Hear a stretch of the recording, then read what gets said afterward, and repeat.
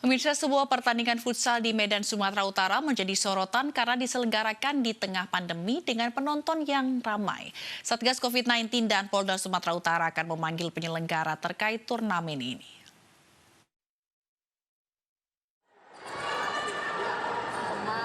Rekaman siaran pertandingan futsal ini disiarkan melalui media sosial mencuri perhatian lantaran banyaknya kerumunan penonton hingga kursi di tribun terisi penuh. Pertandingan futsal di Medan, Sumatera Utara ini pun dikecam sejumlah pihak karena melanggar protokol kesehatan, mulai dari tidak menjaga jarak, menciptakan kerumunan, dan tidak ada yang memakai masker. Polda Sumatera Utara pun memanggil pihak penyelenggara dengan berkoordinasi dengan Satgas COVID-19. Dengan berita viral tersebut, Polda Sumut akan berkoordinasi dengan Satgas COVID-19 Sumut untuk menyelidiki dan menindaklanjutinya.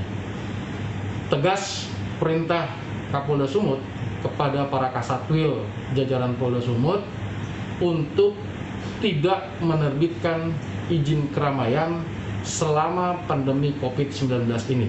Diketahui pertandingan futsal ini merupakan final turnamen antara Polsek Medan Kota melawan Al-Watslia. Satgas COVID-19 akan menindak tegas pihak manapun yang tidak menaati protokol kesehatan.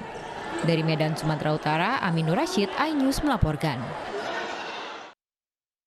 Bahan baku vaksin dari Sinovac tahap keempat tadi pagi sudah tiba di tanah air. Kali ini berjumlah 10 juta dosis bahan baku vaksin ditambah 1 juta dosis overfill.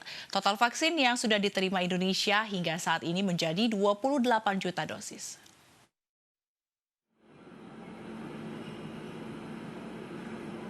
Kedatangan vaksin tahap keempat ini adalah kelanjutan dari tahap pertama dan kedua pada Desember 2020 sebanyak total 3 juta vaksin jadi dari Sinovac.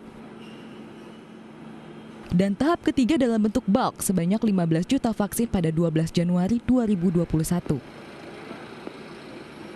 Dengan kedatangan 10 juta dosis bahan baku vaksin dan 1 juta dosis overfill ini membuat ketersediaan vaksin aman dan sesuai skema yang telah direncanakan. Dan saat ini, sampai hari ini sudah 500.000 tenaga kesehatan sudah kita lakukan penyuntikan. Artinya dari 1,5 juta yang kita targetkan. Nah, kemudian sesuai tahapannya Bapak Ibu sekalian, saudara sekalian, kita akan melakukan penyuntikan kepada public workers, pemberi pelayanan publik, dan masyarakat umum setelah itu. Tahap pertama vaksinasi COVID-19 dilakukan pada Januari hingga April 2021 bagi sekitar 1,5 juta tenaga kesehatan dan 17,4 petugas publik di seluruh daerah di Indonesia. Vaksinasi untuk tenaga kesehatan diharapkan dapat selesai pada akhir Februari 2021. Dari Jakarta, Tim Liputan iNews melaporkan. Sementara itu, vaksinasi COVID-19 tahap 1 bagi tenaga kesehatan terus dilakukan. Dari target 1,5 juta tenaga kesehatan hingga hari ini, sebanyak 500.000 diantaranya telah menerima suntikan vaksin Sinovac.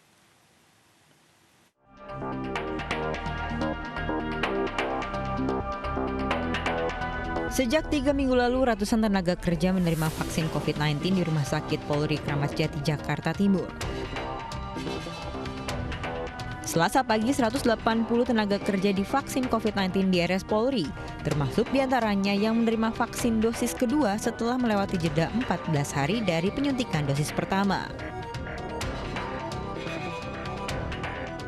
Hari ini kita dijatah sampai kurang lebih 180. Jadi setiap hari kita memberikan vaksinasi ke 180 orang tenaga kesehatan. Ini kan sudah penyuntikan kedua untuk satu orang akan mendapatkan 2 kali suntikan. Nah, mulai tanggal 28 kemarin itu sudah ada suntikan kedua untuk orang yang sama.